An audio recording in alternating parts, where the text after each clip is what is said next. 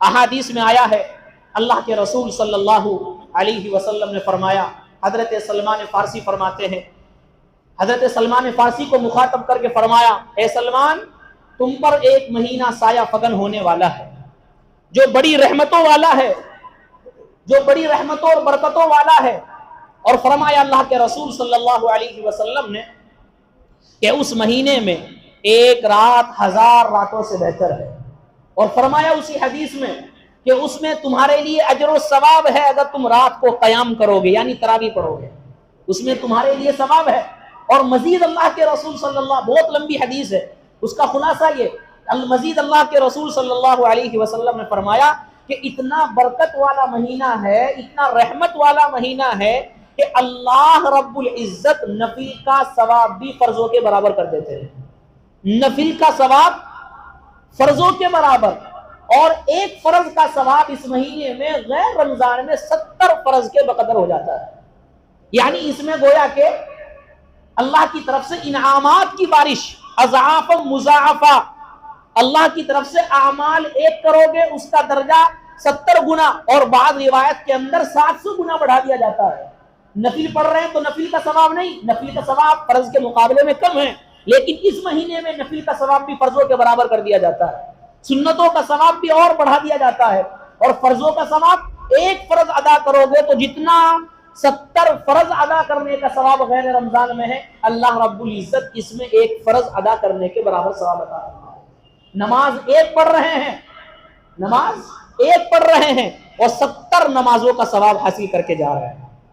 ایک سنت نفل کو پڑھ رہے ہیں اور ثواب کس کا مل رہا ہے؟ جیسے فرض کا ملتا ہے۔ لہذا اسی حدیث سے ہمیں اندازہ ہو سکتا ہے کہ اللہ کے رسول صلی اللہ علیہ وسلم نے اس حدیث کے تحت میں رمضان کی کتنی برکت اور رحمت ہمارے لیے نازل فرمائی، اور ہمارے لیے ہمیں جو حکم فرمایا۔ اس سے بڑی اور کیا چیز ہمارے لیے ہو سکتی ہے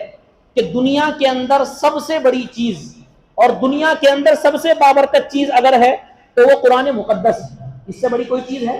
نہیں ہے۔ قرآن سے بڑا کوئی کتاب، قرآن سے بڑی کوئی کتاب نہیں، قرآن سے برکت والی چیز، اس سے برکت والی کوئی چیز نہیں۔ اب اتنی بڑی چیز اللہ رب العزت نے رمضان میں نازل فرمائی، جس کو اللہ نے فرمایا شہر رمضان الذی انزل فیہ القرآن، کہ اس مہینہ، یہ مہینہ وہ ہے جس میں قرآن کو نازل کیا گیا۔ اب بڑی چیز جو ہوتی ہے بڑے مہینے میں اتاری جاتی ہے۔ کسی چیز کو لایا جائے تو اس کی عظمت کو بتانے کے لیے قرآن کریم پہلے سے ہی بڑا ہے، عظمت والا ہے، پاکیزہ ہے، مطہر ہے، بابرکت والا ہے، رحمت والا ہے، تو اس کو اتارنے کے لیے بھی کسی بڑی چیز کا ہونا چاہیے، اس کے اتارنے کے لیے بھی کسی بڑی چیز کا ہونا چاہیے۔ لہذا اللہ نے قرآن جیسے مقدس کلام کو، اللہ نے قرآن جیسی اتنی بڑی کتاب کو، اللہ نے قرآن جیسے مقدس کتاب اور کلام کو اللہ نے چنا ہے تو رمضان کے لیے چنا ہے۔ اسی سے ہمیں اندازہ ہو سکتا ہے کہ اللہ کے رسول صلی اللہ علیہ وسلم نے فرمایا کہ اس کو رحمت اور برکت یہ ایسی نہیں ہے، اس میں قرآن مقدس بھی نازل کیا گیا ہے، خود اللہ رب العزت نے اس کے بارے میں فرمایا۔ اللہ کے رسول صلی اللہ علیہ وسلم نے فرمایا کہ اس مہینے کی برکت یہ ہے، اتنا بابرکت ہے کہ اس میں جہنم کے دروازوں کو بند کر دیا جاتا ہے، جہنم کے دروازوں کو بند کر دیا جاتا ہے، جنت کے سارے دروازوں کو کھول دیا جاتا ہے، اور شیاطین کو قید کر لیا جاتا ہے، جکڑ لیا جاتا ہے۔ اس مہینے کے اندر شیاطین کو قید کر لیا جاتا ہے، جکڑ لیا جاتا ہے۔ اب لہٰذا یہ اعتراض ہو سکتا ہے کہ جب شیطان قید ہو جاتا ہے اور شیطان کو قید خانے کے اندر بند کر دیا جاتا ہے، اس کے باوجود ہم سے غلطیاں ہوتی ہے، کوتاہیاں ہوتی ہے، لغزشیں ہوتی ہے، گناہ ہوتے ہیں، روزہ ہونے کے باوجود، رمضان ہونے کے باوجود، کئی بدنظری کا شکار، کئی ہماری زبان سے گالی، کئی نہ جانے کیسے کیسے شیاطین تو قید ہیں۔ پھر اس کی وجہ کیا ہے؟ علماء نے مختلف وجوہات بیان فرمائی۔ میں آپ حضرات کے سامنے ایک وجہ اس کی جو علماء نے پسند فرمائی کہ اس کی وجہ یہ ہے کہ شیاطین تو قید کر لیے جاتے ہیں، اس کا انکار نہیں، کیونکہ اللہ کے رسول صلی اللہ علیہ وسلم کی حدیث ہے، لیکن آدمی اس کے باوجود اگر گناہ کر رہا ہے تو 11 مہینے جو اللہ کی نافرمانی کی ہے، 11 مہینے جو اللہ کو ناراض کیا ہے، 11 مہینے جو لغزشیں اور خطائیں ہوئی ہیں اس کے اثرات رمضان میں ہوتے ہیں. جو لغزشیں ہوتی ہے وہ شیاطین تو خیر ہیں، لیکن 11 مہینوں کے اندر جو اللہ کی طرف سے نحوست بدعمالی کی وجہ سے پڑی ہے، 11 مہینے اللہ کو ناراض کرنے والے اعمال جو ہم نے کیے ہیں اور اللہ کو راضی کیے بغیر ہم نے نمازوں کو چھوڑا ہے، صدقات کو ہم نے چھوڑا ہے، عبادتوں کو ہم نے چھوڑا ہے، والدین کی نافرمانی میں ہم اترے ہیں، نہ ہم نے حقوق اللہ ادا کیا، نہ ہم نے حقوق العباد ادا کیا، نہ ہمارے اخلاق اچھے تھے، نہ ہمارا کردار اچھا رہا، نہ ہمارا کریکٹر اچھا رہا، نہ ہماری زبان اچھی رہی. 11 مہینے میں جو لغزشیں ہوئی، شرابیں، زنا اور نہ جانے کیسی کیسی خطا ہوئی، ان کے اثرات رمضان میں دیکھتے ہیں. کیا کہ جو لغزشیں کرنے والے ہیں ان کے وہ اثرات ہوتے ہیں. جن لوگوں کی زندگیوں کے اندر انقلاب، جو لوگ متقی ہوتے ہیں غیر رمضان میں، وہ لوگ رمضان میں اور زیادہ متقی بن جاتے ہیں. جو پہلے سے ہی عبادت گزار ہوتے ہیں ان کی زندگی میں اور زیادہ عبادتیں ہو جاتی ہے. وہ جس طرح گناہ سے بچنے کی کوشش رمضان سے پہلے کرتے تھے، رمضان میں اس سے بھی زیادہ کوشش کرتے ہیں اور وہ اس میں کامیاب بھی ہوتے ہیں. اللہ کے رسول صلی اللہ علیہ وسلم نے ایک حدیث میں فرمایا کہ یہ رمضان المبارک کا بابرکت مہینہ اولہ رحمہ و اوسطہ مغفرہ، اس کا پہلا عشرہ جو ہے وہ رحمت والا ہے، اور دوسرا عشرہ مغفرت والا ہے، اور تیسرا عشرہ جہنم سے چھٹکارا پانے کے لیے آزادی کا مہینہ ہے. علماء نے بیان فرمایا کہ اصل میں لوگ 3 طرح کے ہوتے ہیں. 3 چیزیں بیان کی، رحمت،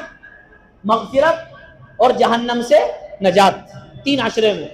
لوگ 3 طرح کے ہوتے ہیں. کچھ لوگ تو وہ ہوتے ہیں جن کو متقین کہا جاتا ہے، جو رمضان کے علاوہ بھی اللہ سے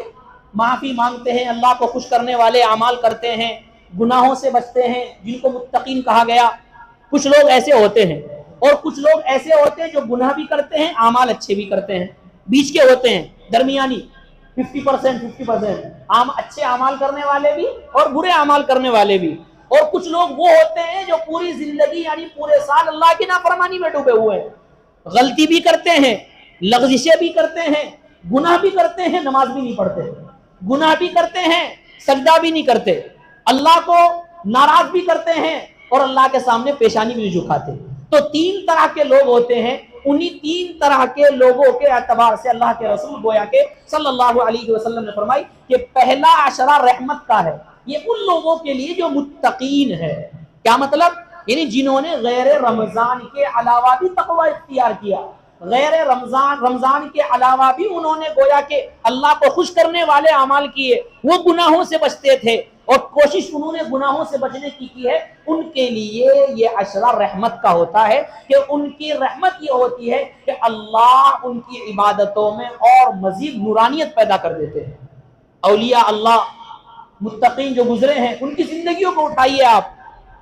اور دیکھیے رمضان المبارک کے علاوہ ان کی زندگی کیسے گزرتی تھی. ان کی متقین وہ اللہ کو راضی کرنے والے اعمال کرتے تھے، اور جو رمضان آتا تھا ان کی عبادتوں کے اندر اور مزید اضافہ ہو جایا کرتا تھا. حضرت تھانوی رحمۃ اللہ علیہ، حضرت مولانا انور شاہ کشمیری رحمۃ اللہ علیہ، حضرت رائے پوری رحمۃ اللہ علیہ، مختلف علماء اور اولیاء کے بارے میں آتا ہے کہ رمضان سے 2 دن پہلے اعلان کر دیا کرتے تھے کہ جس سے مجھے خاص ملاقات کوئی کام ہو ضروری، جس کے بغیر چارہ نہ ہو تو ملاقات کرے، نہیں تو بغیر کسی وجوہات کے اور بغیر کسی سبب کے ملاقات کرنے نہ آئے. یعنی رمضان میں